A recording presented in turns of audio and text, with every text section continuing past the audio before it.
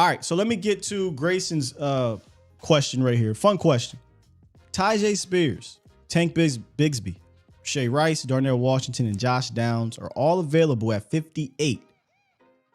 Who are you taking if Dallas gets either Avila or Bijan and plan to grab Mafi? A lot of moving parts right here. A lot of moving parts. So obviously you are, Grayson, you are in the mind frame. Let's load up this offense. We got the defense. Let's go get offensive guys. So if they're getting a Bijan Robinson, you eliminate Tyjae Spears, Tank Bigsby, right? You don't need to take it back in round 2. So they're out of the picture. Also, if they're getting an Avila in the first round, I still wouldn't take it back in the second round because you're shoring up that offensive line, and we talk about it all the time. The running back class is pretty deep. I can get me a guy late day 2, day 3.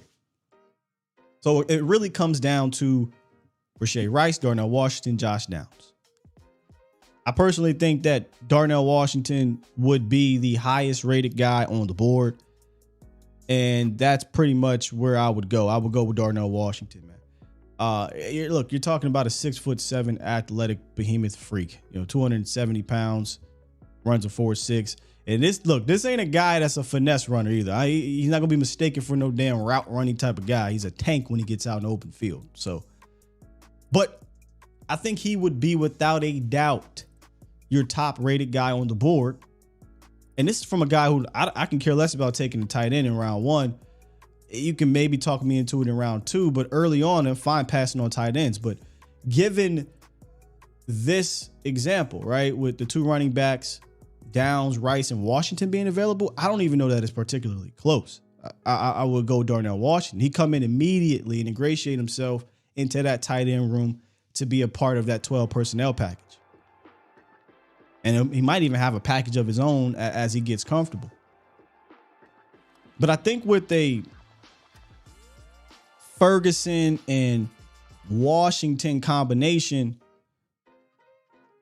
you'd have one hell of a nasty blocking duo.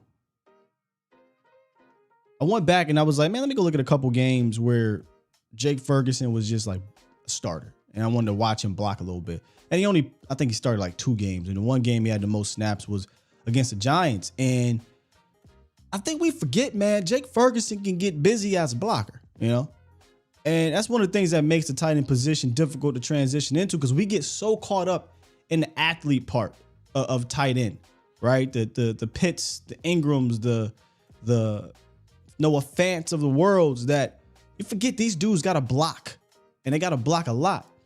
And I think Jake Ferguson will be a fantastic and fine receiving tight end. He showed you some of that. He's got great hands. There's a lot of people that have this misconceived perception that Jake Ferguson can't go down the seam or go up and get the rock. I say go back and watch some of his tape in Wisconsin. You'll see him make a ton of fantastic catches, contested catches, aerial type catches, etc. He wasn't asked to do that in Dallas.